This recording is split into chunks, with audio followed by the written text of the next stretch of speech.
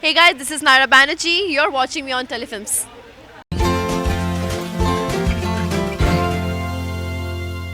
4:30 बजे जी। So congratulations for your honour season two. Thank you so much यार। तो सबसे पहले तो जानना चाहूँगी कि बैटमैन में एंट्री मार के कितनी मुश्किल और दिक्कत खड़ी कर दी है एक फादर के लिए,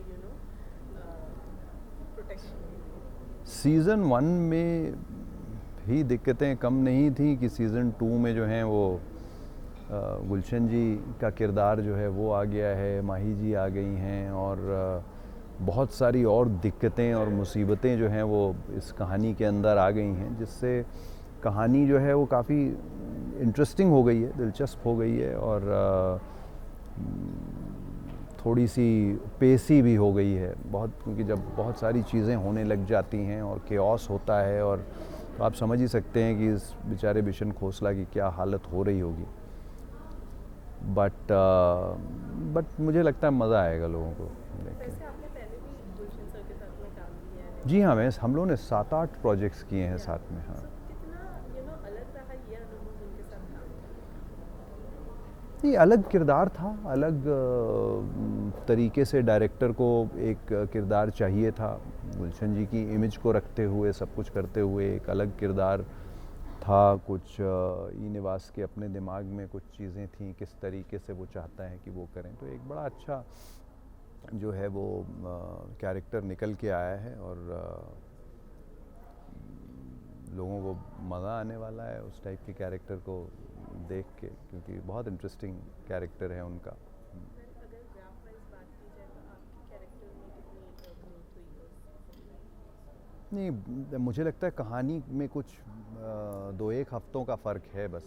जहाँ पर आपने उसको फर्स्ट सीज़न को छोड़ा था, उसके 1-2 हफ्ते बाद जब दुनिया थोड़ी सी नॉर्मल हो गई है, तो अब क्या क्या कैसे कैसे हो रहा है और अचानक से होना शुरू होता है, वही है कहानी। और सो हमें तो वहीं से टेक ऑफ करना पड़ेगा जहाँ पर हमने छोड़ा था। बट ये ज़रूर होता है कि एक सीज़न आप देख चुके हैं, एक बेस जो है वो सेट हो चुका है आपका, चाहे वो किरदारों को लेके हो, चाहे वो कहानी को लेके हो। अब इसके बाद जो इवेंट्स हैं उनको स्पीड पकड़नी पड़ती है, जो आई थिंक इस केस में हुआ है।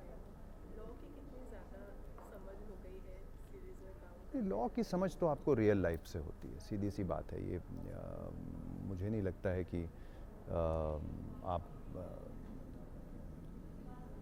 इस कहानी से कुछ लॉ के बारे में ऐसा, मैं अपनी बात कर रहा हूँ कि मैंने सीखा है। मैंने लॉ के बारे में जो नॉर्मली सीखा है वो रियल लाइफ से सीखा है, कहीं से कुछ आपको सुनने को मिलता है, या आप जिन लोगों को जानते हो जो लॉयर्स हैं या जो कहीं पे जज हैं या कुछ हैं, उनसे जो कुछ आपको सीखने को मिलता है।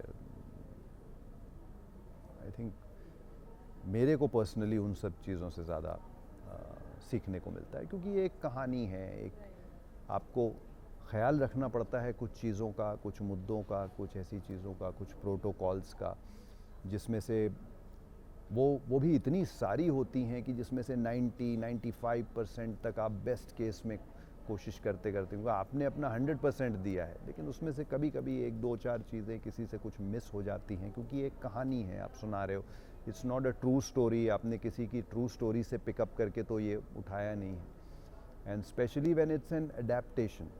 अब ये इजरायली शो की अडेप्टेशन थी, तो इसको पहले अडेप्ट किया गया, फिर इसको करेक्ट करके इंडियन लॉ के हिसाब से लाया गया, तो कहीं ना कहीं अच्छी से अच्छी फिल्मों में, अच्छी से अच्छी सीरीज़ में भी कुछ कमियां रह जाती हैं, जिनको आपको कोशिश आप यही होती है कि उसके नेक्स्ट सीज़न में आप उन कमियों को सुधार लें। So when you work with a bunch of newcomers and you work with a bunch of experienced actors, what आपने experienced है बहुत ज़्यादा, तो अपने acting skill को enhance करता है ये चीज़ when you are working with a bunch of experienced और newcomers, because हर किसी से कुछ ना कुछ सीखने ही मिलता है, but ये acting skills को कितना ज़्यादा enhance करता मैंने इसके बारे में कभी सोचा नहीं है। आई थिंक मेरे लिए ये होता है कि किसी के साथ मैं काम कर रहा हूँ और वो इंसान अपना एक किरदार निभा रहा है, मैं अपना एक किरदार निभा रहा हूँ। और शूटिंग से पहले मोस्टली हम लोग की रीडिंग्स होती हैं, तो उसमें बहुत सारी चीज़ें और क्लियर हो जाती हैं। एंड फाइनली आप अपना काम करते हो, ये नहीं देखते हो कि ये नया है या पुराना है या वो है। बट हाँ, जिन लोगों के साथ आप पहले थोड़ा काम कर चुके हो, उनके साथ एक रैपो बन जाता है। तो कई चीज़ें जो हैं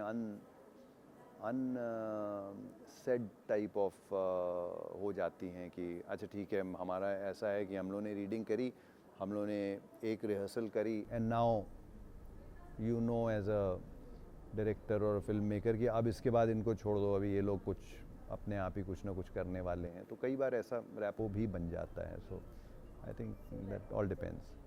रैपो की बात की है, you have already work with Gulshan sir, लेकिन जब ये शूट हो रहा होगा कोविड के टाइम पे शूट, तो कुछ फ़र्क पड़ा उसकी वजह से, because you know distance maintain करना। जी हाँ बिल्कुल।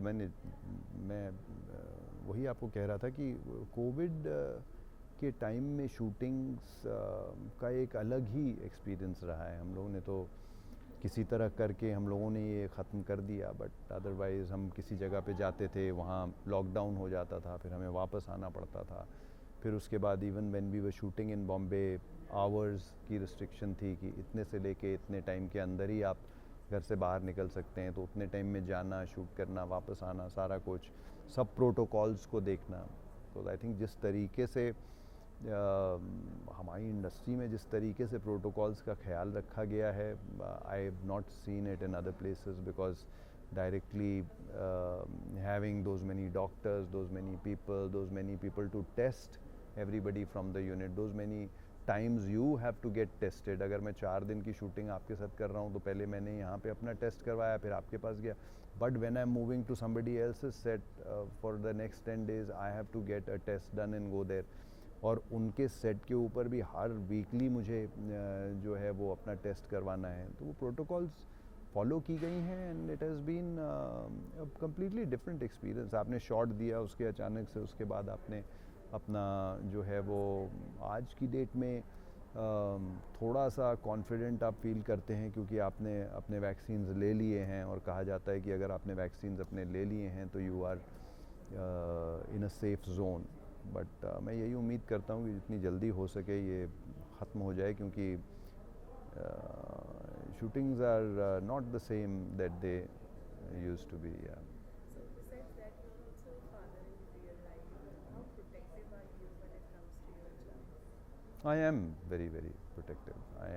I mean, ज़िंदगी किसको कहाँ लेके जाती है वो तो अपने हाथ में नहीं होता है, but as an emotion of a father, I think that bit will always remain, that protection will always remain. सिर्फ मेरे लिए नहीं, आई थिंक हर फादर के लिए।